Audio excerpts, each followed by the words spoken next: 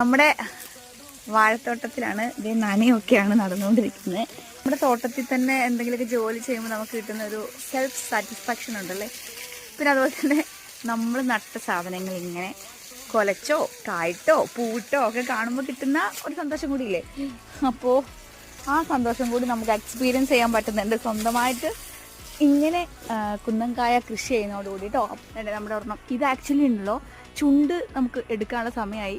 നമ്മുടെ കണ്ണങ്കായയുടെ ചുണ്ട് നമ്മൾ എടുക്കണം. പക്ഷേ തേനീച്ച കുത്തുക എന്നുള്ളത് കൊണ്ട് ഞാൻ 1-2 പരീക്ഷണങ്ങളൊക്കെ നടത്തി. പ്രത്യേകിച്ച് ഇത് കുറച്ച് ഹൈറ്റിലാണ് കേട്ടോ. അപ്പോൾ ഈ തേനീച്ചേനെ നമ്മളിങ്ങനെ കുത്തിക്കളയുന്നത് നിങ്ങൾക്ക് കാണാൻ പറ്റുന്നുണ്ടോ? കുത്തിക്കളയാനുള്ള ശ്രമങ്ങൾ ഞാൻ നടത്തുന്നുണ്ടായിരുന്നു. അതിന് ശേഷം വേണം മുറിച്ചെടുക്കാൻ.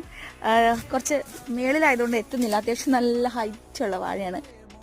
അപ്പോൾ നമ്മുടെ വുമൺ ടു ഫ്ലൈയുടെ കുന്നങ്കായപ്പൊടി കണ്ണങ്കായപ്പൊടി വേണ്ടവരുണ്ടെങ്കിൽ നിങ്ങൾക്ക് ഓർഡർ ചെയ്യാം കേട്ടോ.